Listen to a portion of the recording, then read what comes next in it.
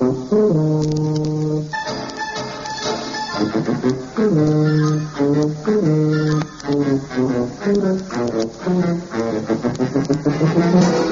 BBC presents Tony Hancock with Moira Lister, Bill Kerr and Sidney James in Hancock's Half Hour.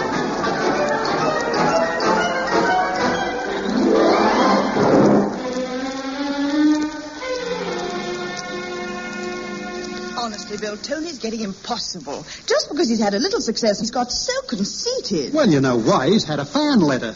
What, after all these years? Yeah, some wacky dame wrote and told him he's the most handsome comedian on radio today. I've never seen a man get so big-headed. He's even had a portrait done of himself. I know. When they got to his eyes, they had to send out for 2 more tubes of red paint. He's getting so vain. Do you know that he spent 3 hours at the beauty parlor yesterday? Oh, no. Yes, he went to choose a new hairstyle. He said he wanted something to suit his type of features. So what did they do? Combed it down over his face and left it there. Shh, here he comes. Who's wonderful? Who's marvelous? And the answer is me. Who's lovable? Who's kissable? Good morning, me faithful peasants. What a beautiful day it is. Just spent an exhilarating 2 hours in my boudoir, curling me hair. Your hair's dead straight. Have you caught the chest? Well, how are you two this morning? You know, it does a chap like me good to occasionally come back to you plain, dull, ordinary people. To be near you is all we ask, oh great white master. Oh, that he would notice me and maybe smile this way. Stop torturing yourself, Cinders. The prince will not look at you.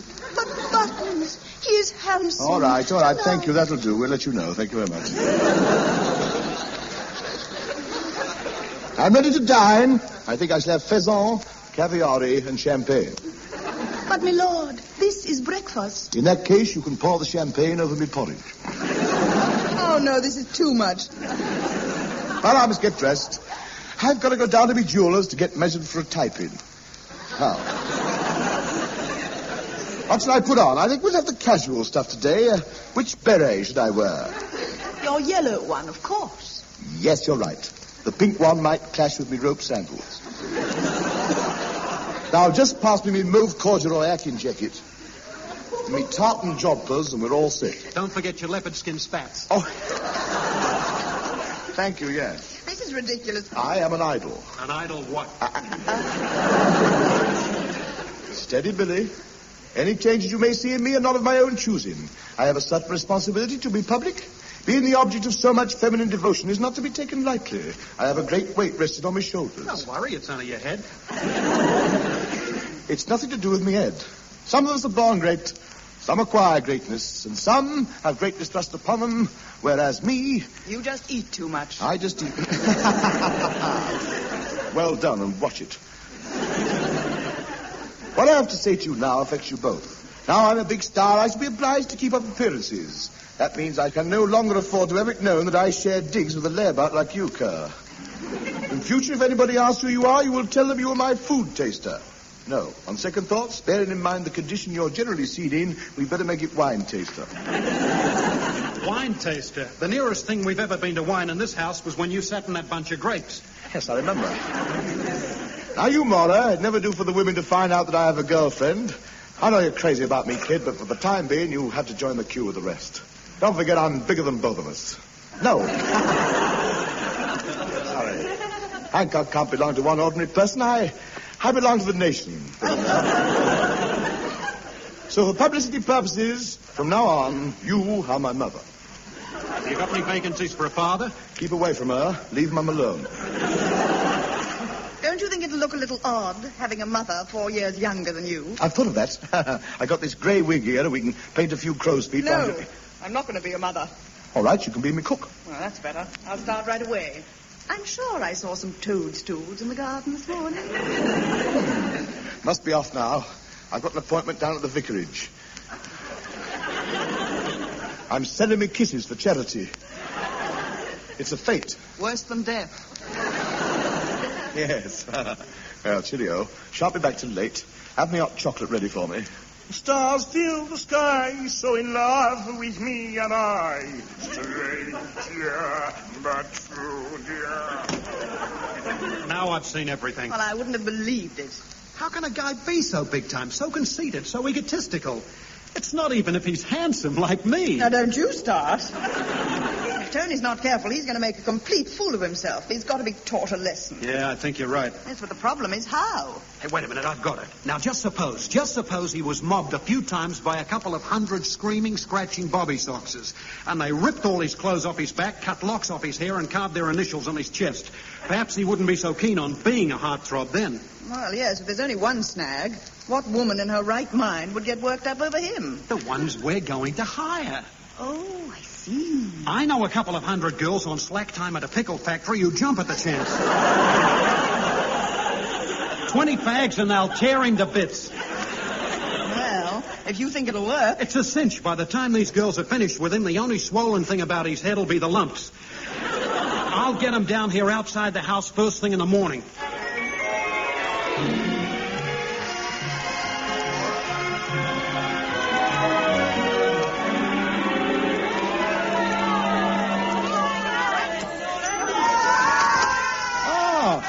Morning, Moira. Come in.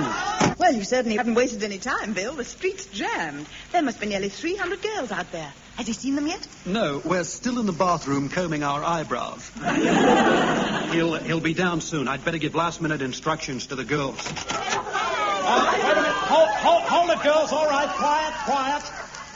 He'll be coming down any minute now, girls. Remember your orders. You're supposed to be after souvenirs, so get your scissors out, and remember, you can have everything except the skin. Best of luck and good hunting, kids.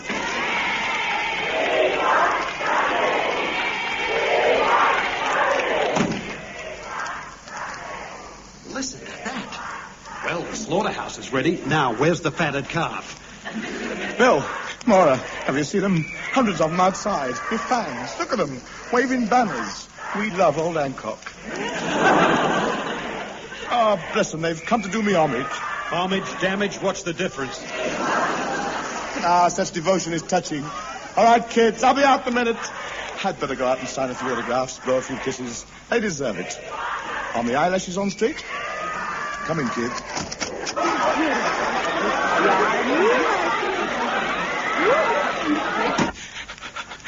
Maura, close your eyes. Bill, find me a barrel. Tony, what happened? I don't know. I just opened the door and whoosh, starkers.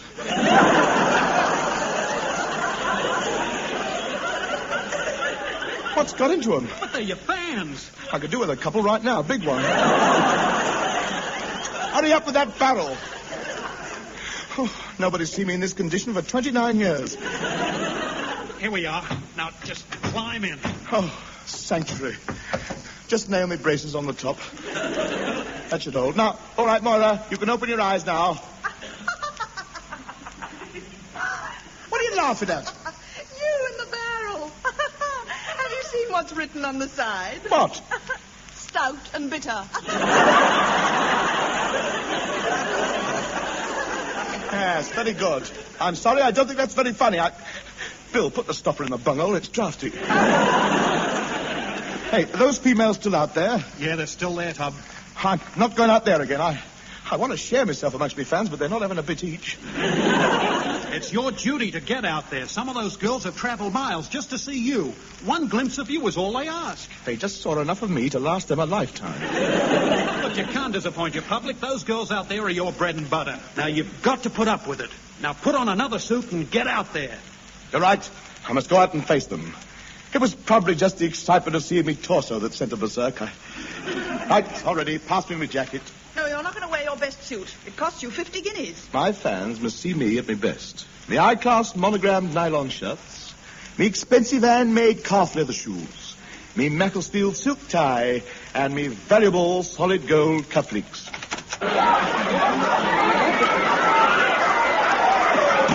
Me cheap cedarwood beer barrel, please.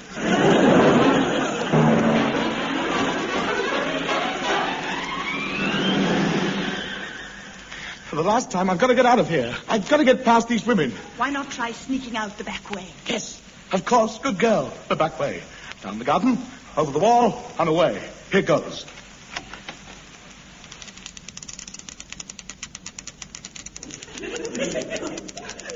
Nobody there. See you tonight. Cheerio.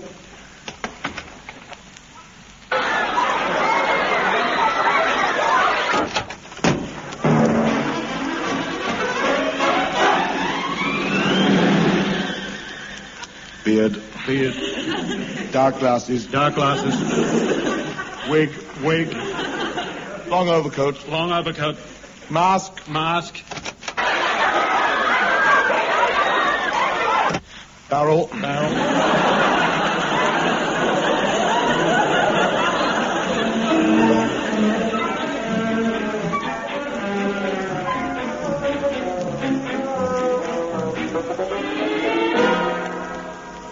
Right, Tub. Are you all ready to have another try? Yes. All set. Quiet now. Don't make a sound.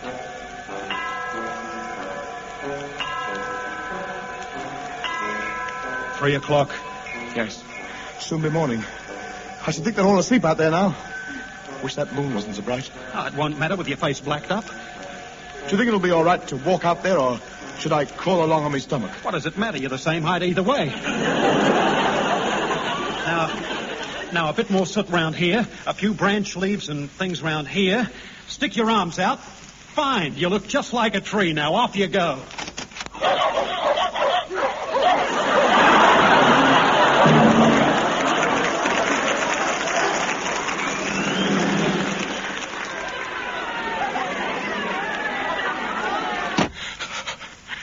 That's it.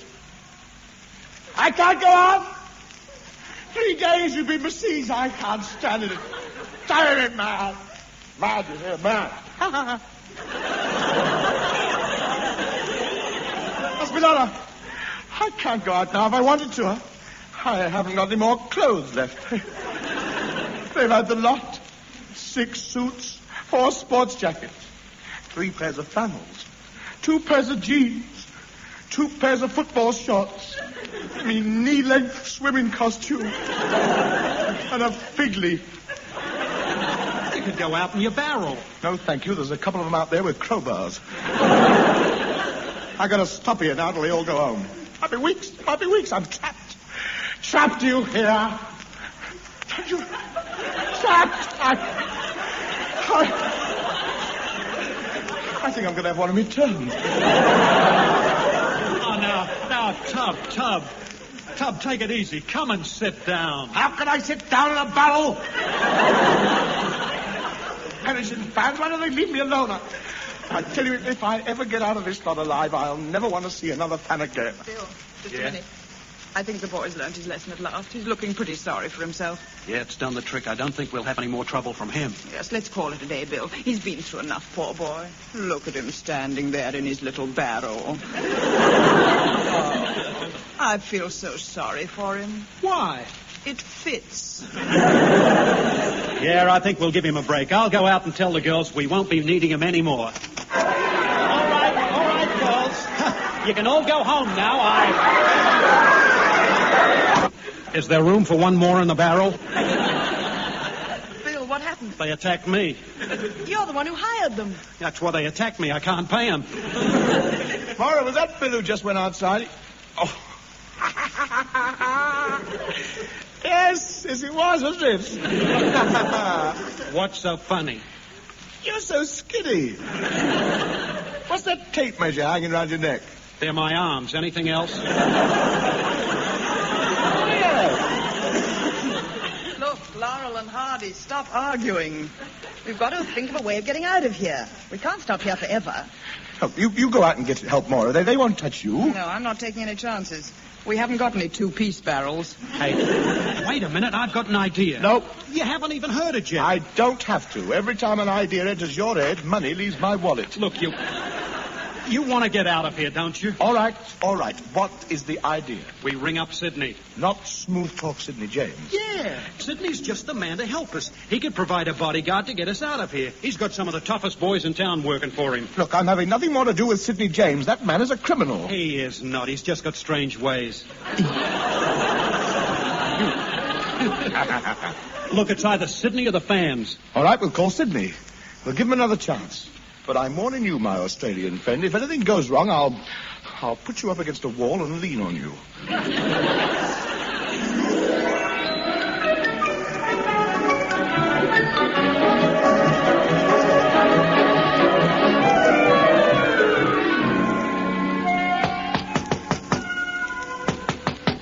Who is it? Sid, open the door. Wait a minute.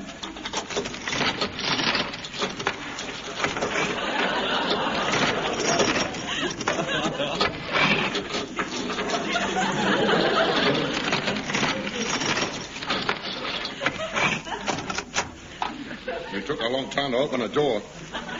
Oh, the door's open. I was locking my money belt. All right, now what do you want from me? Protection.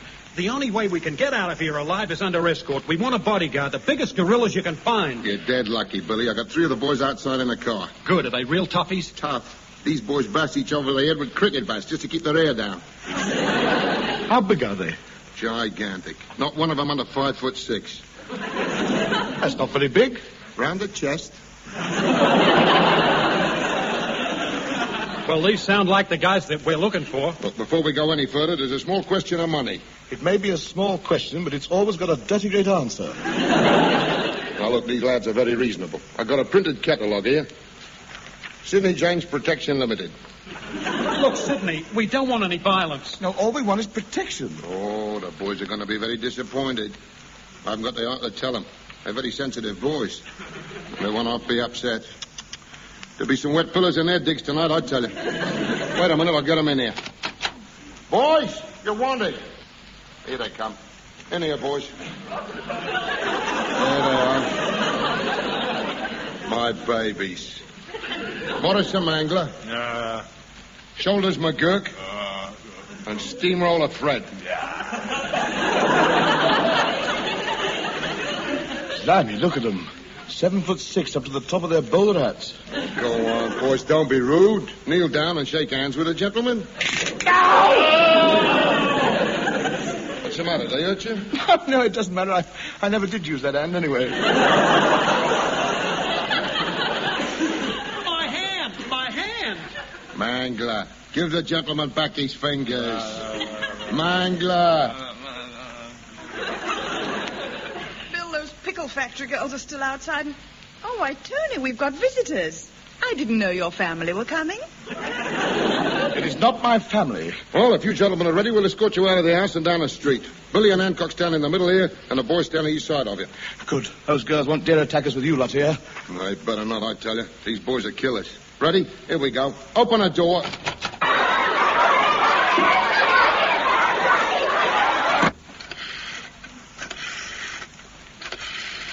Hello, the Dog and Duck. Could you send round 4 more beer barrels, please?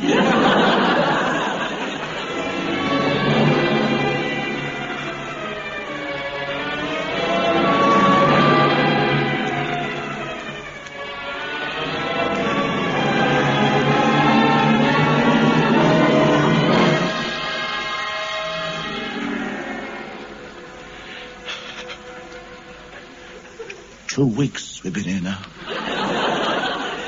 Yeah. Pass the water bottle. What's the food position, Maura? We started off with 10 tins of baked beans. How many are left? 4 Tins? beans. All right. Slice them up and pass them round. What news of the enemy? They're still out there. Haven't they got homes to go to? Yeah, they're working 8-hour shifts.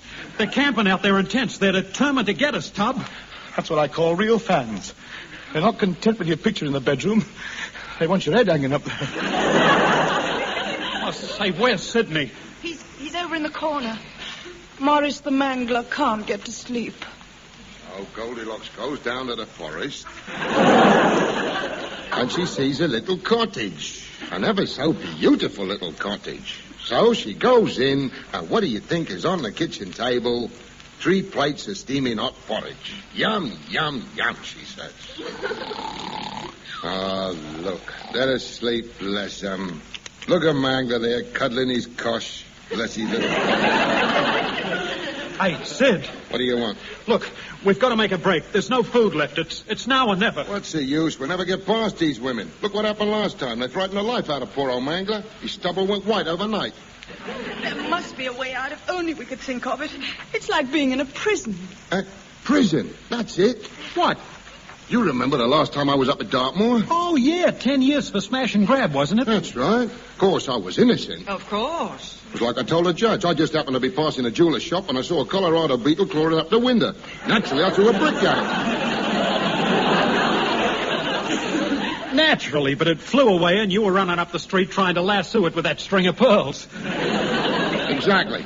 Well, anyway, do you remember how I got away from Dartmoor? Spent 5 years digging a tunnel. Oh, yeah. Are you suggesting that we dig our way out of here? Why not? It's only a couple of 100 yards. Come up the other side of them. They'll never know we've gone. Come on, let's get started. Wake the boys up. Tony's already woken them up. Well, at least he's talking to them. Well, you know, what with the enemy out there and us in here, miles of the war, didn't it? Yes, I was in the army myself. Yes, so was I. Well, a lot of blokes were. Yeah.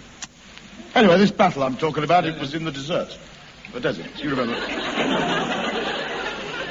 This officer come up to me. He was a big head, you know. Yeah, I know the type. Just out of school he was. Mark you? Well, you know the type. I don't mind taking it from the older blokes, but not the kids, I said. Well, would you? He says to me, advance. Oh. I said, what? By myself? He says, well, the others are all on leave. Well, you know me. For years. I'm a reasonable man. I hope. What? I hope I can say that. Thank you.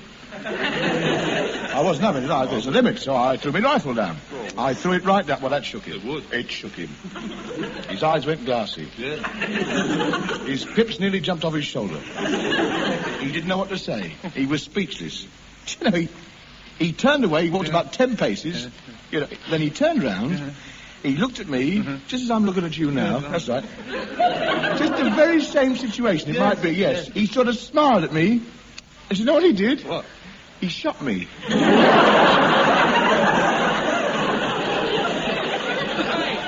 Hey, Tom.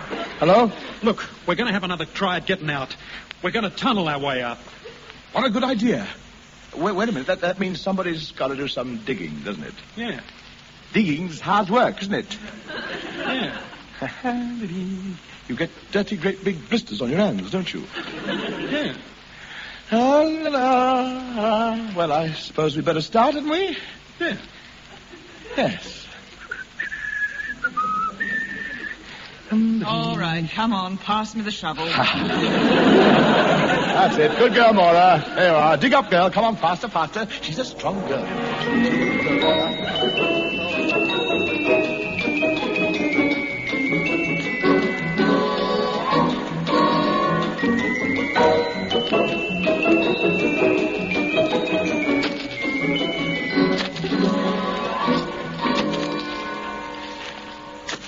How far have we dug? About 150 yards. Is that all? Hurry up, Mona. We haven't got all day. Dig, girl, dig. Faster. Get your back into it. That's far I get. I'm digging as fast as I can. If you want me to go any faster, you'll have to give me the shovel. I can't do that. I've got to have something to lean on. You've got fingers, haven't you? I don't know. The girls of today, they're not as strong as they used to be, you know. Hey, Bill, what happened to Sidney and his boys? Well, you know that big tunnel we crossed over a couple of hours back? Yes? They caught a train and went home. Why didn't we do that? We may never see the light of day again. I'll be lost. Starved to death. Well, the train was going to Chalk Farm, and I don't like Chalk Farm. Oh, you don't like Chalk Farm? No. Because you don't like Chalk Farm, we are stuck down here in this worm's dugout. Well, you two should feel at home. You get on with the digging. It's no good. I can't go on. I'm exhausted. I can't dig anymore. Never mind. We'll go back and catch a train. Wait a minute. Where's the tunnel gone? Well, We've been digging for 24 hours. There should be a long, big hole behind us. Where is it? Well, you know all the earth Moira's been digging out and passing back to me? Yes. Well, I've been sort of stacking it up behind me. I see. And now we can't get out. No.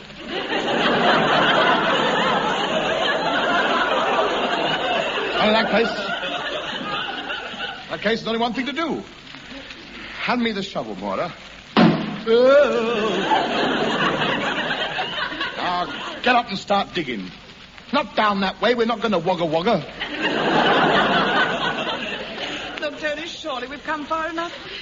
We must have passed under those girls ages ago. Let's start digging upwards and get out into some fresh air again. Yes, all right. Come on. Should be safe now. Come on, Kerr. Start digging.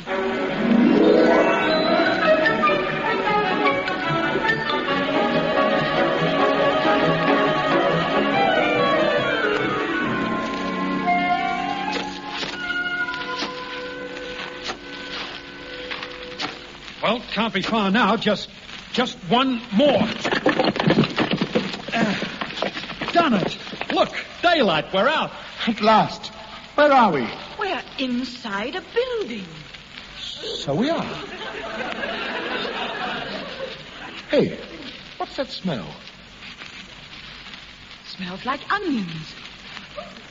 It is onions. Tub, quick. Back down the tunnel.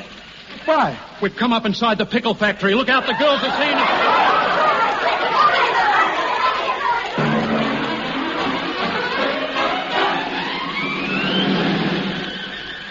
This is the BBC Light Programme. Here is the news. Last night, the police arrested 2 men who were found wandering round Piccadilly Circus dressed in gherkin barrels. Will anyone who can give any information as to their identities please